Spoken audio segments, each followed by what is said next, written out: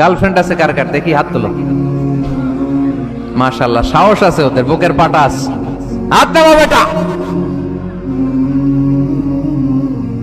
এই গার্লফ্রেন্ড বয়ফ্রেন্ডের সাথে আমাদের কোনো সম্পর্ক? আমরা বিয়ে করব। কি করব? বিয়ে করব। চেয়ারম্যান সাহেব, বিয়ে করাই দিন এগুলোরে, আপনার দায়িত্ব দিয়ে গেলাম।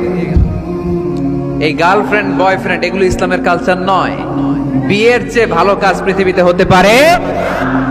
বিয়ে করতে গেলে বাপে বলে আগে নিজের পায়ে দাঁড়া। তো এতদিন ও কার পায়ে দাঁড়াইছে? ছেলে মেয়েদেরকে সাহস দেন, ছেলেও পড়বে। ওই যে একজন চিল্লান দিয়ে উঠছে, ওর কমন পড়ছে, কমন পড়ছে। মাশাআল্লাহ। গার্ডিয়ানরা যারা আছেন ওদের দুঃখ কষ্ট একটু বুঝেন আপনারা, মিলাই দিয়েন ওদেরকে, বিয়ের পিড়িতে বসায় দিয়েন। বিয়েতে কল্যাণ, বিয়েতে বরকত। বিয়ের মতো ভালো কাজ হতে পারে না। সব নবীরা বিয়ে করেছেন। আর নিকাহ মিন সুন্নতি, বিয়ে আমার সুন্নাত। ফামান রাগিবা আন সুন্নতি ফালাইসা মিন্নি, যে আমার সুন্নতকে ভালোবাসে না সে আমার উম্মত হতে পারে না। বিয়েটাকে সহজ করে দেন। যেই সমাজে বিয়ে সহজ ওই সমাজে জিনা কঠিন, তাই না? যেই সমাজে জিনা সহজ ওই সমাজে বিয়ে কঠিন। আমাদের সমাজে জিনা করা সহজ, বিয়ে করতে লাগে 10 লাখ, জিনা করতে লাগে 1000, ঠিক কিনা?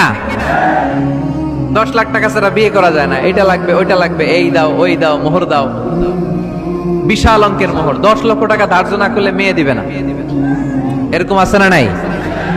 না, এগুলো আসলে ইসলামিক কালচার না। ছেলের বাবা মেয়ের বাবা উভয়কে আমি বলি বিয়েটা সহজ করে দেন, সহজ করে দেন।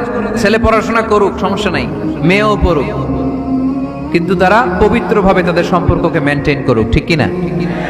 তাদের এই যৌবনের তাড়নায় যে পাপের সাথে জড়াবে তার পার্সেন্টেজ গুণা বাবা হিসেবে আপনার কাঁধেও আছে না নাই? এজন্য বাবারা সাবধান, মায়েরা সাবধান, বিয়েটাকে সহজ করেন। এই এলাকার যুব সংঘ যারা আছো, তোমরা একটা ক্যাম্পেইন করবা এই মাহফিলের পরে, টাইমলি ম্যারেজ ক্যাম্পেইন। সময় মতো বিয়ে দিতে হবে, দেরি করা যাবে। বাপ মা বুঝে না, একজনকে হুজুর আব্বাই বুঝে না। গার্ডিয়ান যারা আছেন একটু সদয় হন। ওরা যে পাপের সাথে, পাপের রাস্তা যে ওরা চিনে যাচ্ছে, পাপের পথে যে জড়িয়ে যাচ্ছে, আল্লাহর সুপ্রিম কোর্টের কাঠগড়ায় আসামি করে আল্লাহ সেদিন আপনারা দাঁড় করাবে। ওয়াল্লাযীনা হুম লিফুরুজিহিম হাফিযুন, দে গার্ড देयर প্রাইভেটস। মুকদ্দামাতুল হারামে হারাম, এট এ গ্ল্যান্স। একটা নারীর দিকে চোখ পড়ে যাওয়া এটা হারাম না, কিন্তু এই চোখ পড়ার কারণে এটা জিনার দিকে নিয়ে যাবে, এজন্য এটাকেও হারাম করেছে কে? মুকদ্দামাতুল হারামে হারাম। এই নজরটা বড় খারাপ। আন-নাযার সাহামুন মাসমুমুন মিন সিহামি ইবলিস। এই নজর হচ্ছে শয়তানের বিষ মাখানো তীরের মধ্যে থেকে একটা ভয়ঙ্কর তীর। এই তীর দিয়ে শয়তান যুবক আর যুবতীদেরকে কাবু করে ফেলে। আমরা শয়তানের হাতে ধরা দিতে চাই না, আমরা বিয়ের মতো পবিত্র বন্ধনে আবদ্ধ হতে চাই, ঠিক কি না?